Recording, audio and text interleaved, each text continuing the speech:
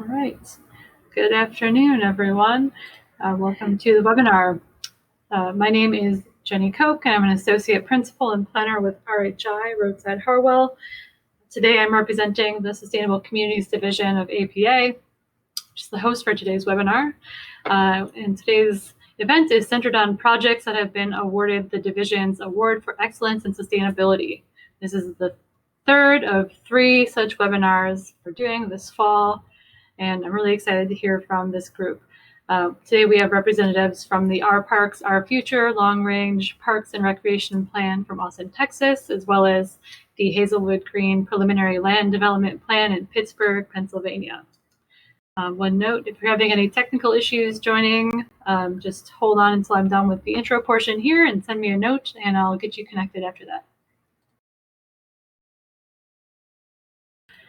Before we get rolling, I have a little introduction here. First, I'd like to acknowledge our sponsors. Thank you, as always, for your support and helping us put on events like this. Our sponsors for this fiscal year include Clarion, Devon's Enterprise Commission, Dewberry, East End Land Planning, Farr Associates, HAF, Niche Engineering, Ideation Planning, Mars EOR, Robinson & Cole, Smith Group, TESCA, the University of Florida Online Masters of Urban and Regional Planning, the University of Utah Department of City and Metropolitan Planning, Urban Works, Urban Eco Plan, the Urban Collective, and VHB.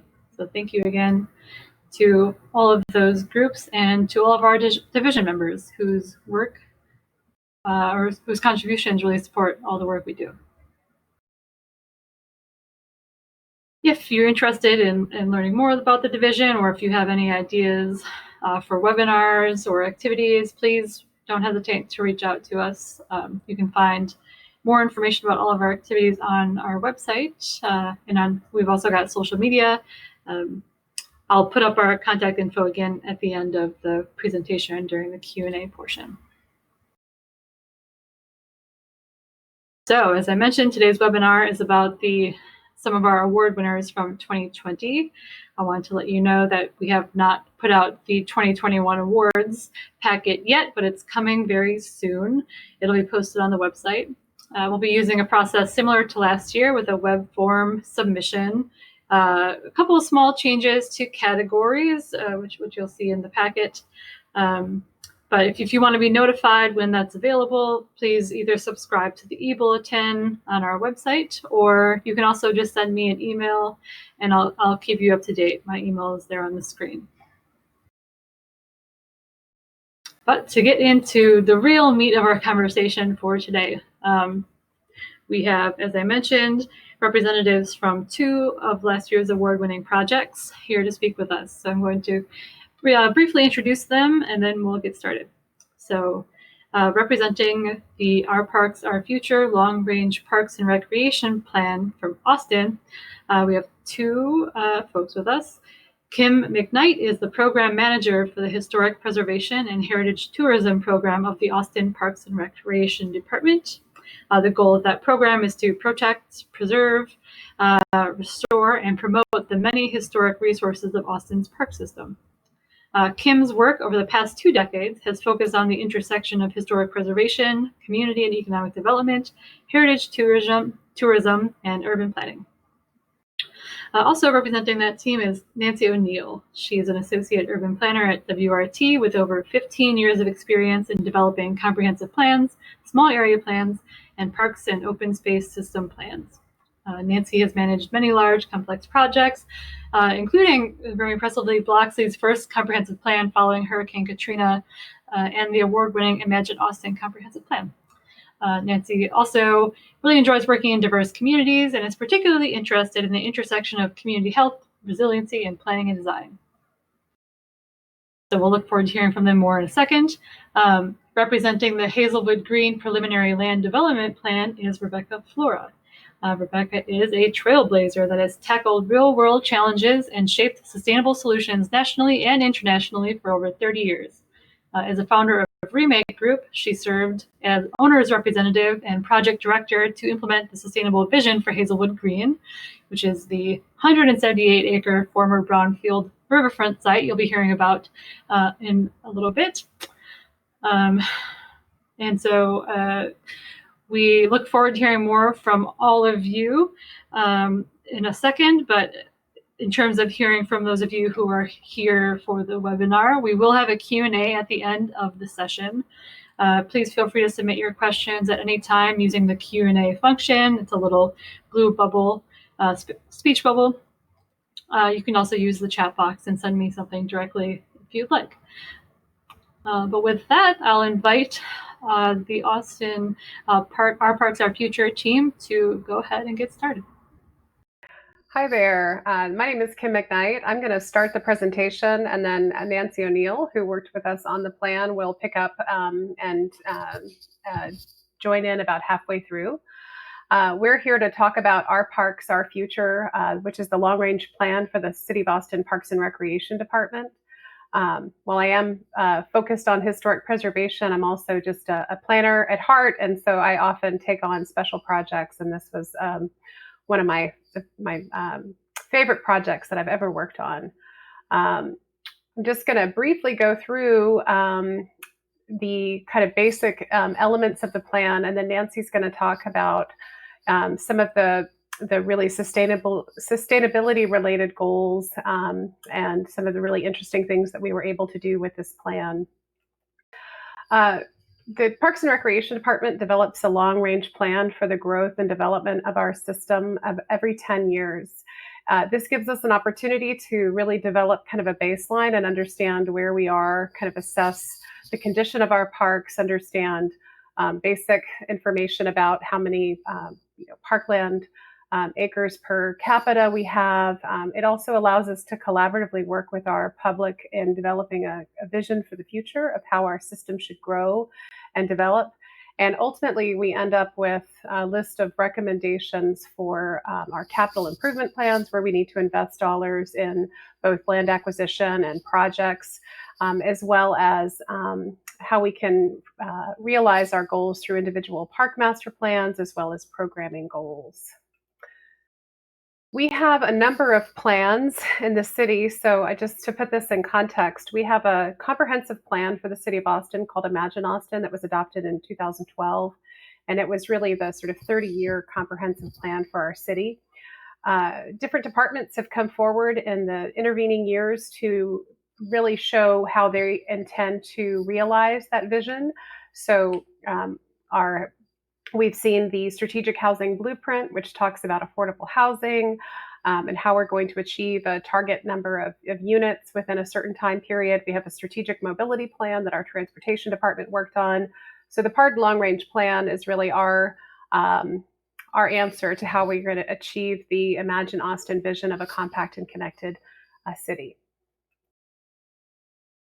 We have a really vast park system. The city of Austin, I think, if I'm not mistaken, we've long been the 11th largest city in the country. I think we might be inching into the 10th largest city place very soon, which is kind of a surprise to people. We think of Austin as kind of a sleepy town, but we are quite a large town. We have nearly 300 parks, comprising nearly 20,000 acres of parkland. I think what really struck me when I looked at this chart is the diversity of the types of resources that we manage, whether it's our municipal cemeteries, golf courses, rec centers, facilities, again, serving seniors and children. We have a really robust cultural and museum division as well. So this plan in particular has been really incredible for finding common themes that all of our facilities and parkland can achieve. Just briefly touching on the schedule, this plan was adopted in November of 2019 after about 18 months of very hard work. And we had a very interesting pre-COVID engagement, but I will say a lot of the engagement techniques we used were things that I think really informed some of the things that we're doing now in this sort of post-COVID world, as far as some of the surveys and mobile activities for people, sort of online activities for people to weigh in. here. We had your traditional open houses, which is really kind of the bread and butter of our public engagement, or at least had been. But we also had pop-up events throughout the city where we kind of went to where the people were and targeted. It really allowed us to target specific populations that we found the hardest to engage. So we were everywhere from Asian grocery stores to the Pride Parade to back to school backpack giveaways. We had a community engagement advisory committee that was represented different areas of the city that helped us really substantively engage in those specific areas using techniques that would be most successful in those areas. We had the largest and most successful online survey that our department has ever undertaken that received about 4,400 responses and over 9,000 comments. And we had a lot of really fun engagements through sort of art engagements with kids and tours and various things like that. Through all of the public engagement, we received, whether it was in public meetings or whether it was in the survey, we were able to distill the themes into these, the feedback into these themes. And you'll see that really the thread of sustainability is throughout many of these. Our community desperately wants natural experiences and immersive natural experiences. The idea of unstructured spaces that could be flexible came again and again. Our community wanted to see more green infrastructure and the ability to mitigate a lot of climate issues through our parks. People want more parks and they want to be able to get through the city in green spaces, so linear parks and trails. Proximity and access, we have a lot of issues related to connectivity. So you may have a park that is, as the crow flies, close to you, but maybe there are barriers to access. Urban spaces, just more developed, highly programmed spaces, arts and culture, educational opportunities, inclusivity, and cleanliness and safety were some of the others. And so it was from these community themes that we were able to craft goals going forward, which Nancy is going to cover as part of the rest of the presentation. Thanks, Kim. This is Nancy O'Neill with WRT. We led the consultant team working with PARD on this amazing project, and I'm excited to be here today to share some of the details with you. I wanted to go ahead and spend a little bit of the time on the analysis and the mapping that we did for the park system plan. So one of the primary goals at the onset was to bring a greater level of transparency to the community as to how park planning, development, expansion decisions, and priorities are made over time. And then we also, really felt like it was important to engage the community broadly, which Kim discussed, and we were happy with, and I think we did a really good job. We also wanted to, make sure we're incorporating those that we heard from, as well as those that were not active in the process, and thinking about planning for the future. And then there's also the future Austinites who have not yet arrived. As we know, the city is continuing to grow, and this is a long-range plan. So all of those considerations went into the type of information that we looked at mapping.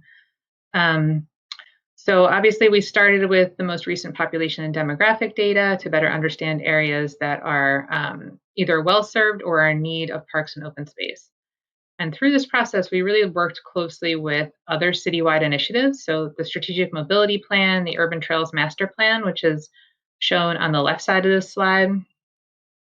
This idea of getting people out of their cars, especially even for short trips, has been something that the city has been working on for many years, with a need to improve transit and trails network.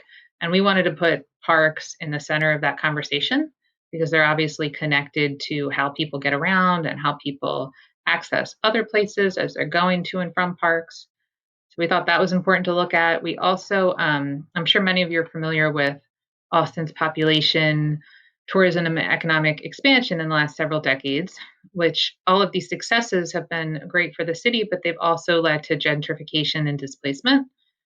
So we spent some time, this map on the right top, which is probably a little bit hard to see, but the darker colors are areas where displacement has already occurred, And then the lighter colors are areas that are susceptible to gentrification or displacement. So we just want, this is one factor that we wanted to make sure we were thinking about in planning the future park system. The bottom right is a look at how people access parks. So like Kim said, it could be within a close distance, but you might not be able to get there by walking or biking. So we took a look at access, who has access within a 5 or 10 minute walk, and who is in need of access. So again, talking about population growth and change, we brought in the high growth areas and the Imagine Austin visions for more compact and connected centers. So we looked at those and how they relate to parks. We also looked at what areas are existing, where is their existing density, to better understand, what areas can be better connected. You might not have to drive somewhere. You could just go to a park, and then you could also, go to do your community needs or your shopping or your visiting with friends all in one trip. So we kind of were interested in what the land looked like in terms of density in thinking about the future park system.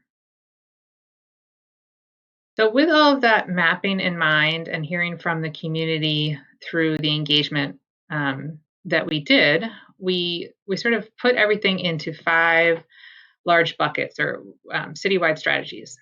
And these are, based on the analysis as well as the engagement and what we heard through surveys. And, the other planning efforts that are going on. So the 5 citywide strategies are to ensure parks act as a relief from urban life. And this is, the idea that as the city grows and as it densifies, parks have always been very important for Austin residents. So how can we ensure that those parks continue to serve people at the same, sort of level of service that they have in the past? So we want to make sure that the park system expands as the population grows. B was expand and improve park access for all. So that's really that idea of, can you get to a park within 5 to 10 minutes of your house? If not, what can we do to maybe better connect you by urban trail network or by sidewalk? In some cases, there are sidewalks, especially outside of the more urban areas of the city that aren't in place. So, people may have a difficult time getting to parks, even if they're close by. C is how we can activate and enhance urban public spaces. So that's thinking about downtown and some of these public-private spaces that exist that aren't traditional parks, but really function as parks. D was about programming and aligning that with community interests, thinking about the future and what people would like to see in their parks over time. And then finally, E is optimizing and improving efficiency of operations, and this gets into the sustainability of facilities as well. So there are a bunch of sort of citywide strategies that we won't go into in any sort of detail, but I just want to highlight a few. If you have time to go look at the plan, there's some great ways to do so, and I'll highlight that later. So under that, ensure parks act as a relief from urban life. One of the main ideas is just keeping that same level of acres per residence.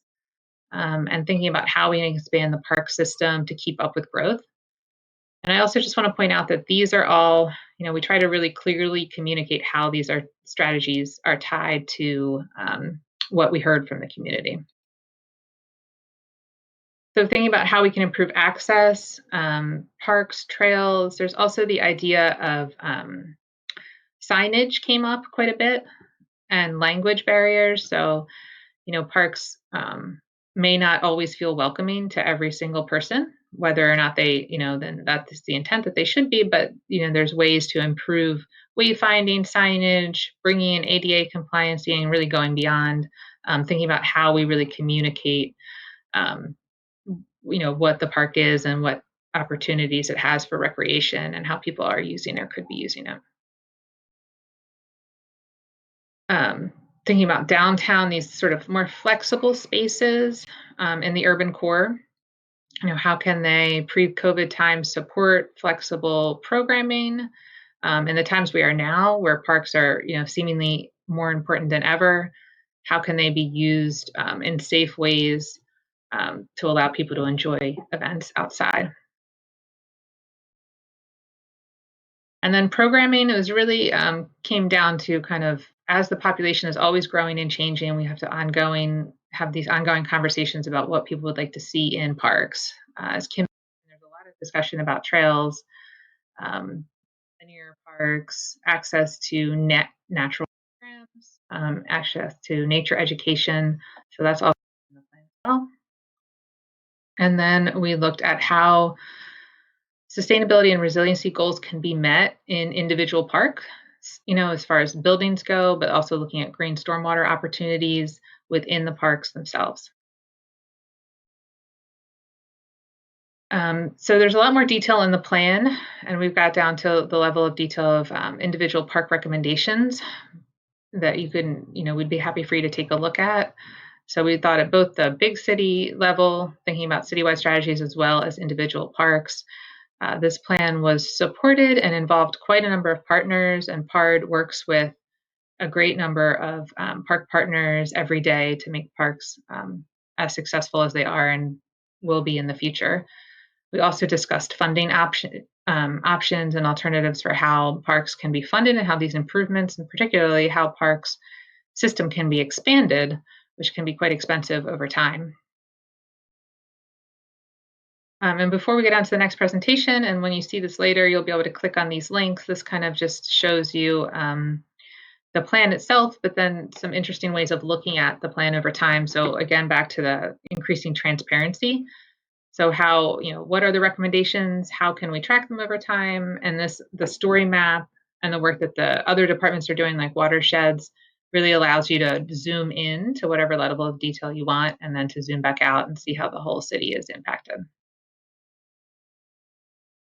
And with that, I think we'll have our questions at the end. Yes, thank you to both of you. If anyone has questions for Nancy or Kim, as she mentioned, please feel free to put those in the Q&A little chat bubble, and we will discuss them in a bit. But first, I would like to welcome Rebecca Flora, who will be speaking about Hazelwood Green. Oh, I think you're muted, Rebecca. Muted. There you go. Hi, let's try that again. Hi, everyone. Thanks for joining us today. I hope everyone is staying healthy and distanced as we are doing through this learning opportunity. I am going to walk you through this massive project and basically focus in on specifically a couple of planning aspects as it relates to sustainability. Just to give you this overview, this is an illustration of the master planned area. And I don't know, Jenny, do I have control here? Can you see my cursor? I cannot see your cursor, but you do have control of the slides. Okay. In any event, that illustration right in the middle is the project we're talking about, Hazelwood Green. Pittsburgh is off in the distance further down the river, and then the Hazelwood neighborhood is surrounding. So it's an infill brownfield redevelopment project, but I'll give you some more context slides in just a minute here. So just to kind of review what we're going to go over, obviously a project overview. The project is so massive and complex and long-term that I can't possibly do justice to an overview. Sometimes it takes me a half a day classroom lecture to do that, but I'm going to give you some tidbits on that. Then we're going to talk about sustainability and how we've integrated it into the plan to hopefully ensure that those things can't be easily undone. And then a little bit about how the zoning and the policy aspects can help us with that, and how Lead for ND can help us. So I'm going to focus primarily on these learning objectives. But in order for me to get to those, I've got to give you a little bit of a sense of the project overall, which we're going to get into next. Oops, wrong cursor. Here we go.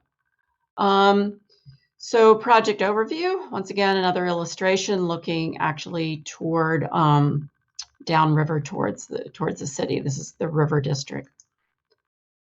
So as I noted, downtown is right here in Pittsburgh. we have our three rivers in Pittsburgh. And then, oh, you're not seeing my cursor. Anyways, you can see Hazelwood in the lower right-hand side. That's the area we're going to be focused on as it relates to this project. And you can kind of see the proximity to Oakland, which is our university district, and downtown where the three rivers come together. Give you a sense of where we're talking about. This is a brownfield site. All of the wonderful complications associated with that, the Monongahela River Valley that the site is along is pretty much the old historical industrial past of Pittsburgh. And this was one of the many sites along that whole riverfront corridor. And so basically it was one of the largest steel operations at one point in its history and was still in operation till 1998. And then it was transferred and sold to the new owners in 2003. But this is what the site looked like not that long ago. And we've begun the process of essentially full regeneration transformation. The really unique aspect about this whole project is the ownership. Basically, back in early 2000, there was a riverfront plan study done, and this was one of the last remaining riverfront sites in Pittsburgh. And so at the time, four foundations at the time stepped up and bought it for about $10 million.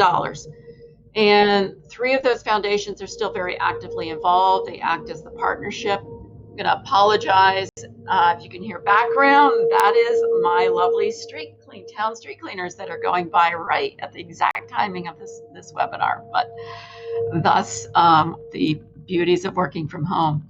Anyways, these three foundations were essentially my client. When I worked on this project for the last 4 years, I worked as a consultant as ReMake Group, and I was their authorized owner's agent, basically to be signing documents, contracts, and to be the project director overseeing the development. And these were my clients, the heads of three foundations. RADC that you've noted here is one of the other property owners. They own a little over 12 acres on the site. And before I was brought in to run the project for the foundations, they were actually acting as the general partner LLC. And then there was a transition of their role to focus on vertical development. Huge story there, but we'll focus on the planning for today. So to just give you a sense of what's going on the site, this is the site, basically an aerial that was taken back in about, I think, 2008, I believe. And all of these improvements, I won't go through all of them because I'm just trying to give you a quick flash and overview, were improvements that were underway. I was overseeing about $30 million worth of construction on these various improvements, which now in 2020, if you were to go to the site and if I were to put a new aerial, you would see it to be dramatically different. Essentially, all of that horizontal site preparation development was completed to ready the site for vertical development of buildings. You can get a few images here that really relate to that. I wanted to just give you an idea of the market economic impact. Basically, we have an $80 million TIF, tax increment financing, approved for this site, but nearly that much money has been spent already just in the investment to get the site ready for the first vertical development on the site. At some point in time, we hope sometime in the next 20 years, before the TIF actually runs out, we may see as many as 8 million square feet of development. That's going to be a stretch, considering the market right now. But the site can accommodate that much and possibly as much as 14 million square feet of development, of mixed-use development, based on the new zoning updates that we did as part of the planning process.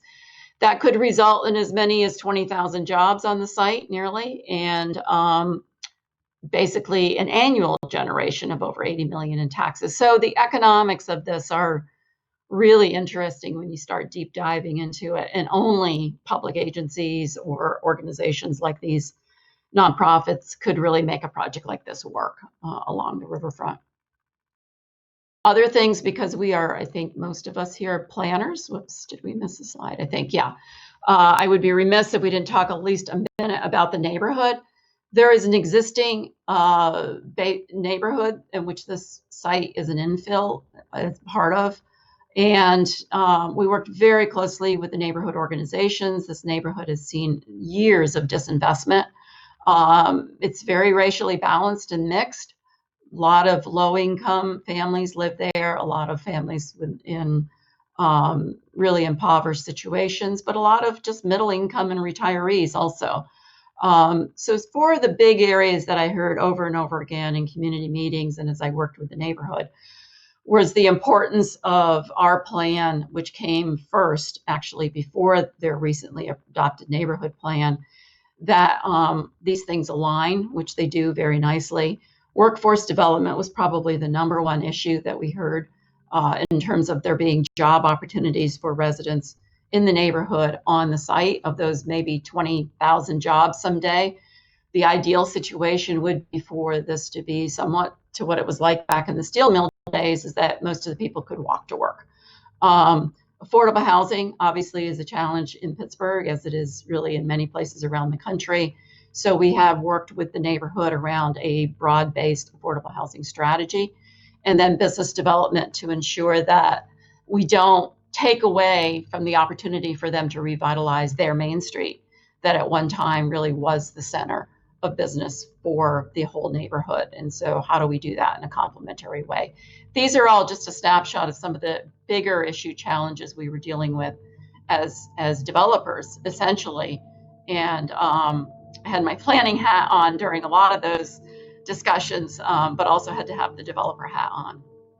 So hopefully that gives you a little bit of a sense of the project overall. You can go to the website, find all kinds of additional details and information. I'm going to give you a little bit of information specific to how we were able to, or what we integrated in the way of sustainability next, because these issues of sustainability, which can be very broad and vague, we were actually able to wire, so to speak, into the plan so that it became very, very real and authentic.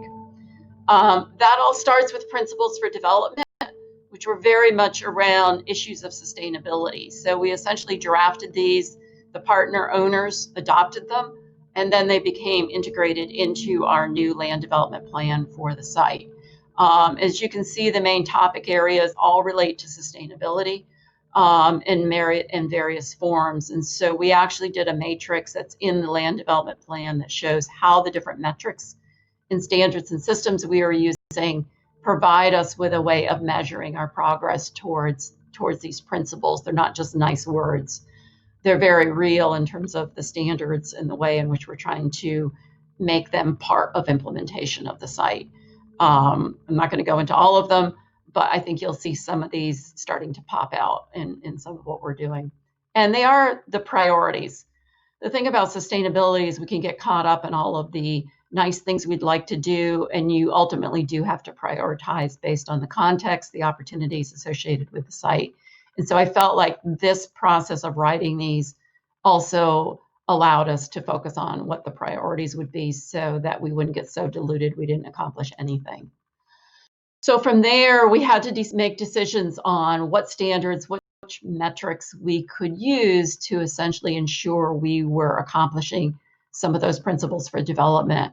We did zero in on LEED for neighborhood development for a variety of reasons. It really is the standard out there, even globally, that we felt was most relevant to this project, its size, its scale, and had been around long enough that we could trust that it would still be there 20 years from now as the project evolves over the next 20 years. So we did use LEED, but we also utilized something that was created in Pittsburgh. I actually helped create this with my consulting hat, which was the Pittsburgh P4 performance measures. These are newer, but they were something very specific to Pittsburgh. And so we've also integrated those into the land development plan. And then 2030 district, Pittsburgh has a 2030 district. And so basically encouraging developers to be part of that district moving forward. We did register for Living Community Challenge. We felt that it was still fairly new in development and wasn't necessarily as relevant to this scale of a project with this mix of uses, but we wanted to use that as more of our aspirational guidelines. And then we also pulled, so in addition to some of the environmental performance guidelines we used, We also looked for social diversity performance guidelines, which we found partially in Lead for ND, particularly under MPD credit, housing types, and affordability. But we also utilized and referenced specific measures within the P4 performance measures that are incorporated into our land development plan. Once again, we could talk a lot more about this, but I'm just trying to get you through all of the basics. And so I think the intent here is decide what your priorities are, understand, establish those in your principles for the site, and then embed them into your land development plan. But then follow that up with what metrics are you going to use to ensure that those nice words are actually part of accountability and implementation of the site development. So challenges. So that's all good, but I wanted to also share with you why this is very, very difficult. And then in the next section of my presentation, I'm going to touch on ways that we overcame some of these challenges. First of all, and despite the fact that we have a really marvelous Pittsburgh City planning staff and folks in the transportation departments and otherwise, they're stretched like most government agencies are. So we had to basically be, I think, reflective and respectful of the situation they are in terms of if we wanted to incorporate sustainability measures, we had to make it easy for them to do in terms of their ability to review and to ultimately enforce. Thus, the use of third-party standards helps make that easier for them. So that was the challenge. The other thing is just public approval processes. Developers hate uncertainty. They don't like it when you're putting in new requirements that could hold up reviews. Even as the developer of some of the new streets on the site where we were trying to do best practices and things that had never been done, because they were new, it takes longer to get through approvals. And so these are very big realities that can slow down those processes. And that's something we really want to avoid because we don't want sustainability to be the scapegoat of why things aren't happening or getting done. Clearly, we always hear about cost when we get into sustainability. I am a huge believer in that sustainability does not have to cost more if you do it right. That said, I think we do still have to recognize that there's a learning curve. And you also, when you're dealing in soft markets, which Pittsburgh is, despite a lot of the success that Pittsburgh has had around tech and spinoffs from Carnegie Mellon and University of Pittsburgh, we still have a soft real estate market where building costs basically are very high, but our rental rates are still relatively low as a comparative. So things still have to pencil out, as the developer would say, and we have to recognize where sustainability fits into that picture, or it will be blamed for why things can't happen. Time frame, as far as sustainability measures, you have to be able to use measures that are going to evolve over time. And you'll see in some of our ways that we work through this in my next section of how to deal with the fact that a 20-year long plus project can't be stagnant in the standards that they use. They have to be able to be ones that can evolve with those markets. And so language is very important, as I'll get to later. And then figuring out where do these standards and metrics become policy as a guideline versus regulation as part of zoning. Context, this is a challenge also. I think some of us, whether you're, wherever you stand in the sustainability equation and the triple bottom line, quadruple bottom line, I like to think of it actually, if you think about place and other issues, you still have to figure out what is the context of this project and what are the most important issues facing the neighborhood that it's adjacent to, maybe the city, the region that it's in. In our case, we focused on water, energy, transportation, and social impact. And so really understanding what are the best metrics to use for the priorities that you're involved in. And then there's the reality of ownership transfers and more tenants, more voices that can shift priorities. So to the extent you can be successful of integrating sustainability metrics actually into your land development plans and your zoning and your policy approvals does make it possible to ensure that even with those transfers, some of that is going to stick and hold over time and be valued.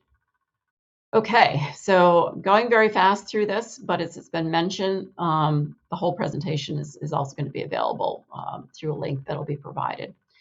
So let's talk about how zoning and policy can be our friend in ensuring that some of these sustainability metrics and measures and intentions can actually be part of ongoing approval processes, even for a very long time. So public entitlements, I would assume that most of you on this call are very familiar with what those are. In the case of this project, the Hazelwood Green project and the scale, and I would assume a lot of master plan type projects, in our case, we have what's called a special plan district.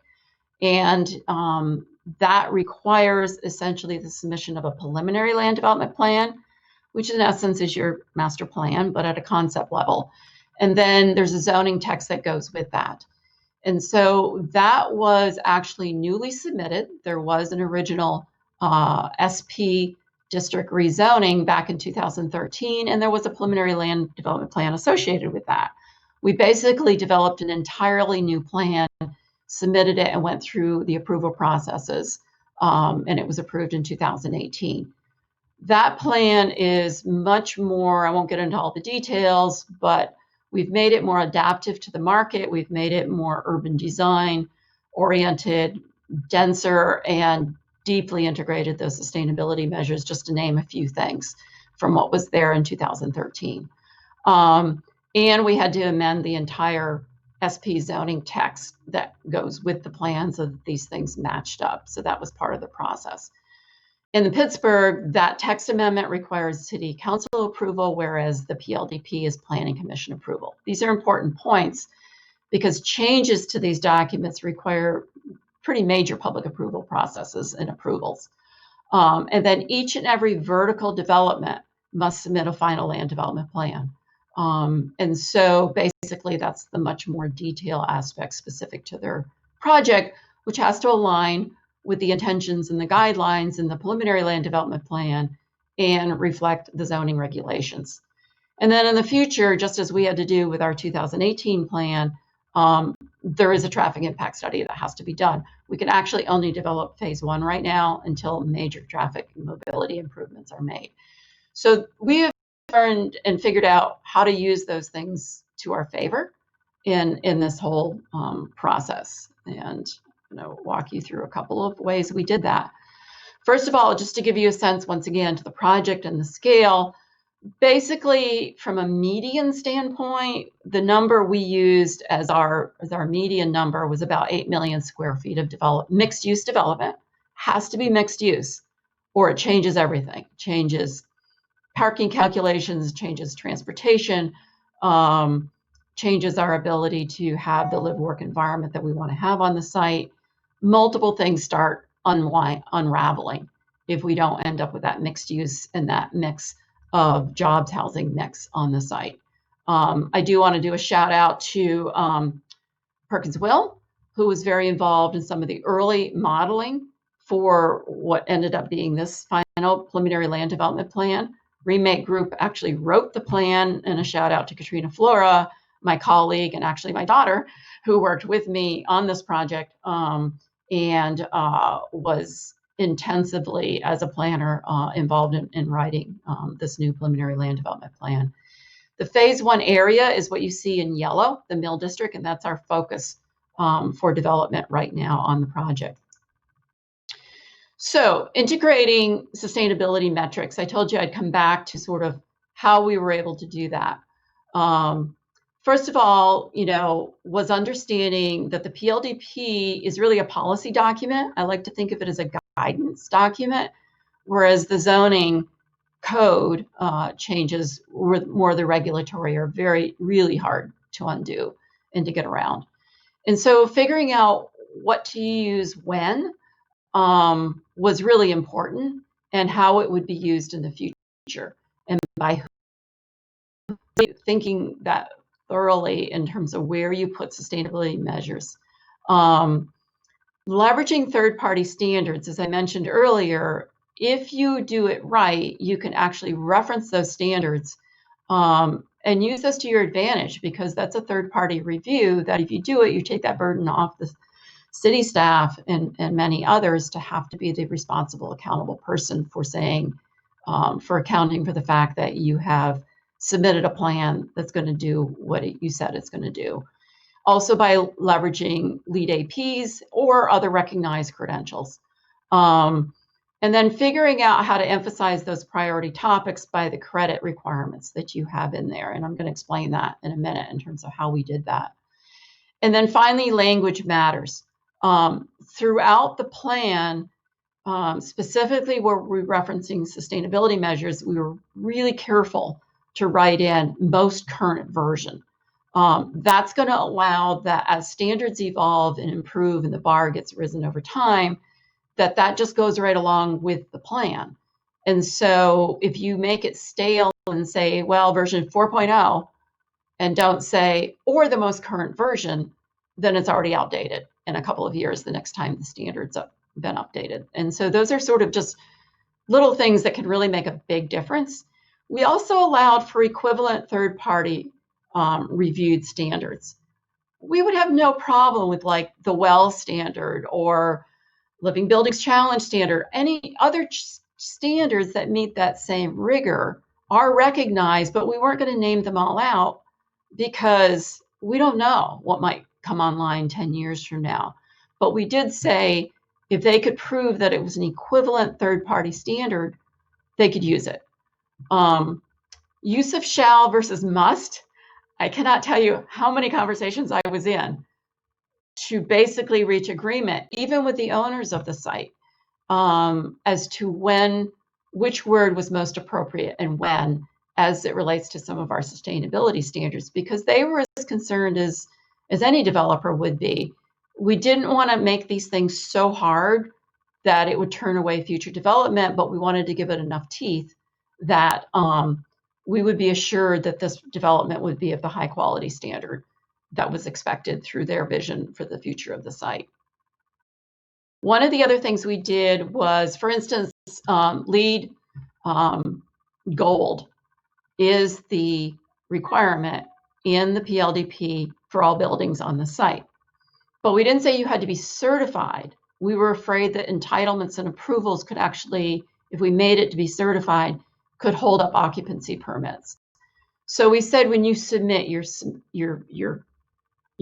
plans for review and approval, you have to demonstrate it's capable of being LEED certified. In other words, you can meet all the prerequisites.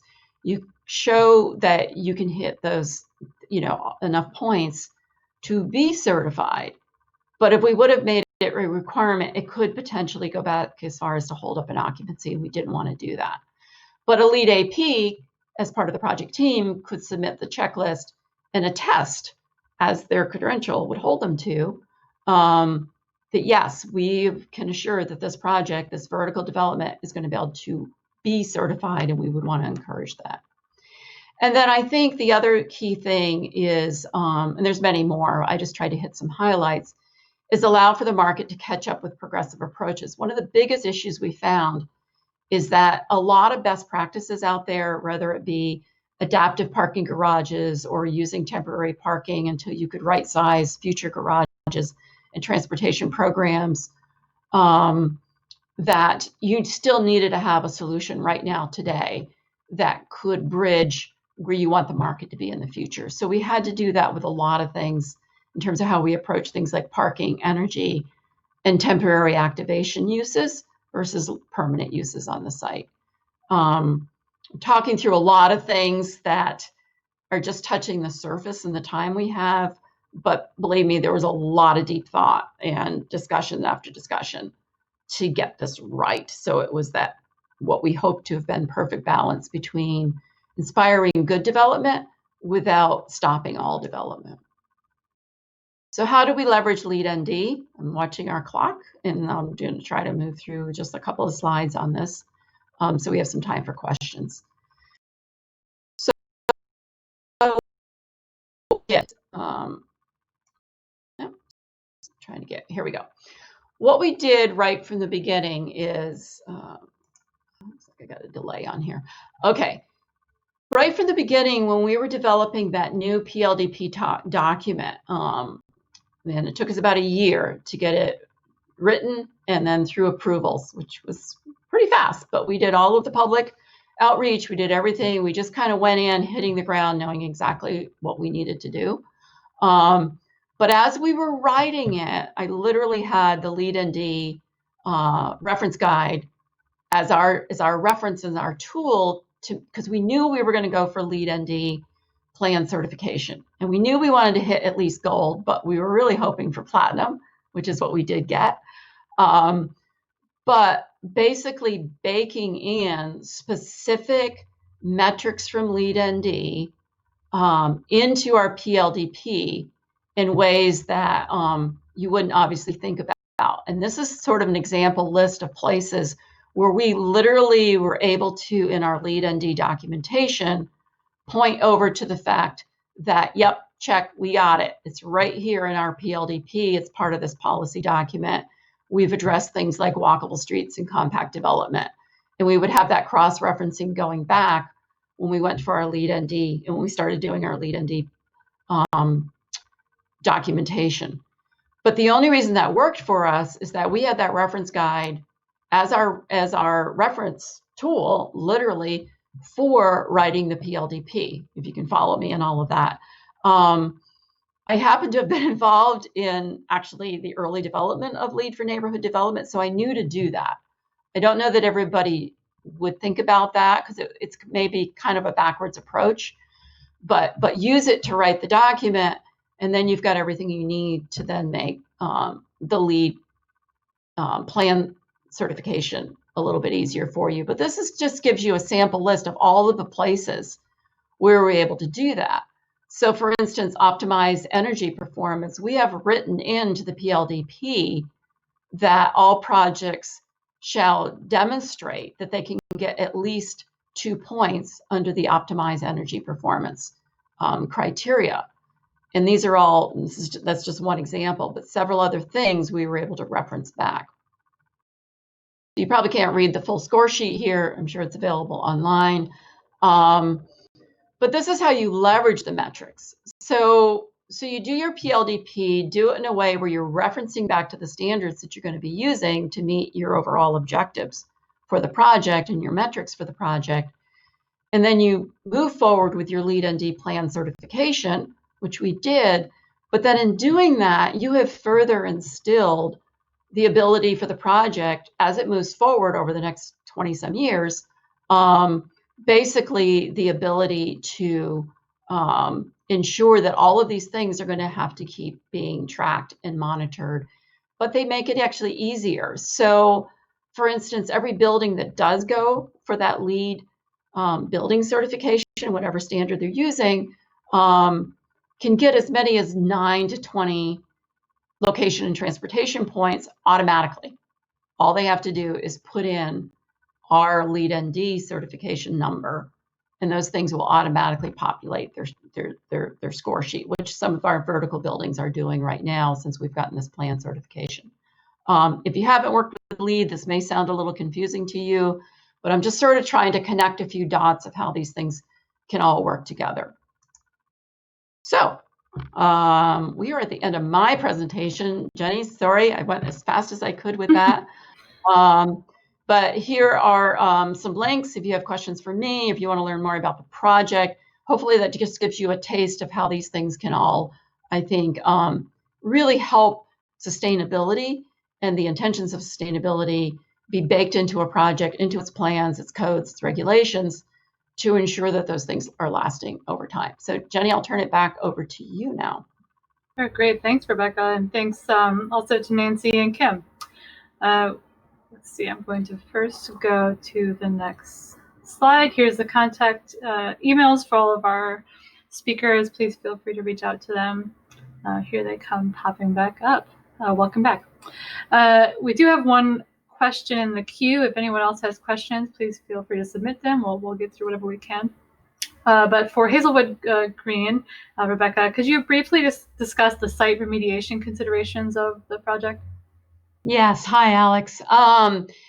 Yes, the site in the early stages of basically early site preparation and demo went through what in Pennsylvania is called Act 2, which is essentially full brownfield clearance, essentially. So we have clearance from the state of Pennsylvania Department of Environmental Protection to do any type of development on the site. We do have a couple of hot zones on the site that, and in fact, throughout, we do have protocols that have to be followed in terms of all excavation must stay on the site or be, moved to an approved facility. We're continuing to do some water monitoring on the site. When we were starting to construct our most recent street and our public plaza, we did hit stuff. So we constantly have to have basically our environmental engineers on the site when we're doing any kind of digging to ensure that we're following the protocols, everything's being handled properly. In the case of what we hit most recently, even though the whole site's been cleared, we have to follow these protocols. Basically, we have to pump water, put it in holding tanks, make sure it was properly filtered and disposed of. So the usual, quite frankly, I've worked on many of these types of brownfield sites, the usual things that you would expect on a brownfield site that had a steel mill on top of it, and a lot of issues. But the good news is we do have clearance to develop any type of land use. We just have to follow those protocols. Great, thanks. I have one sort of final question here in the last couple of minutes, but both of your presentations hit on a lot of really, things that you've found. You pulled out some lessons learned, some really interesting facts. I mean, someone from the Austin plan mentioned Austin is the 10th largest town or something like that. You mentioned that's a surprise to a lot of people. It was a surprise to me. It was hearing a lot of the beyond that, a lot of the strategies you talked about I thought were interesting and resonated a lot right now, thinking of parks as a relief from urban life. If ever we know that feeling, for a lot of us the past 6 months certainly is strong. So that all being said, I was wondering if both of you, your teams could briefly state sort of one of your favorite innovations that came out of your work, or maybe something that was surprising that you encountered as part of this effort that you're taking forward. Nancy, feel free to jump in. I'll also think of something. Yeah, I mean, I guess I talked about it, but some of the analysis that we did for the, looking at displacement and gentrification, I think was really interesting and innovative for this type of project. I guess the thing that was, so we looked at the mapping and then it informed the plan, but we didn't really get to the point of saying like, okay, this means, for parks in general. So if people are concerned about park improvements, perhaps increasing the value of land surrounding the parks, like how do we find solutions for that? Mm-hmm. So I think we posed that question, and we also, it's something that the park department and the city will think about as, going forward. So I think that was important for the process. I think maybe just when we talk about sustainability, how many different areas this can touch on. We talked about sort of green infrastructure goals, and we something that we didn't go into detail about, but Nancy, feel free to jump in. One of the most sought after amenities that our community requested as part of our survey were community gardens. And so the city has a sustainability department, and we have an urban agriculture coordinator and a community gardens program. So I think when we talk about sustainability, it was interesting to think about how many different areas it touched on, whether it was reducing, the vehicular trips to parks, reducing parking within parks, again, the green infrastructure issue, community gardens. It was a thread throughout the entire plan. Yeah. Great, thanks. And Rebecca, I know you went through some explicit sort of lessons learned, key takeaways. So I don't know if you had anything else that came to mind, or if there was one big thing that might come to mind. I think the biggest thing, because I've been doing sustainable community development for my whole career, but I think the biggest thing that this project really brought home for me, and I think it's sort of a something for all planners to be thinking about, is the impact of innovation.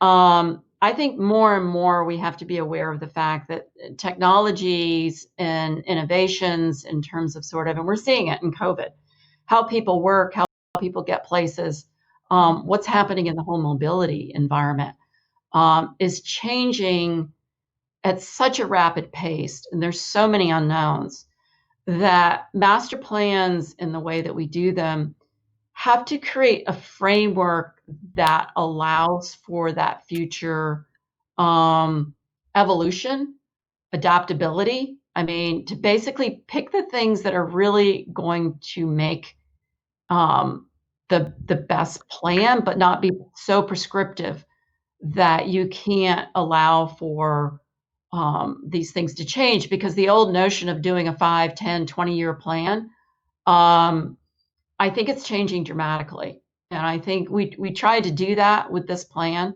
that it could actually be something that could be lasting and not have to get redone every 5 years, by how we very carefully approached basically things in terms of the framing of built 2 lines. We don't have FARs in this, for instance. We did some really unique things, and I think it was to allow for that adaptive, changing markets, particularly on these long-term kind of situations like this. I think that's a great takeaway. So thank you to all 3 of you for being here, and thank you to those of you who joined us for the presentation. The recording will be posted on our website, so feel free to check back if you want to grab any of those links you may have missed. So, thanks, everyone. Thank you. See you later. Thank you. Appreciate it. Take care.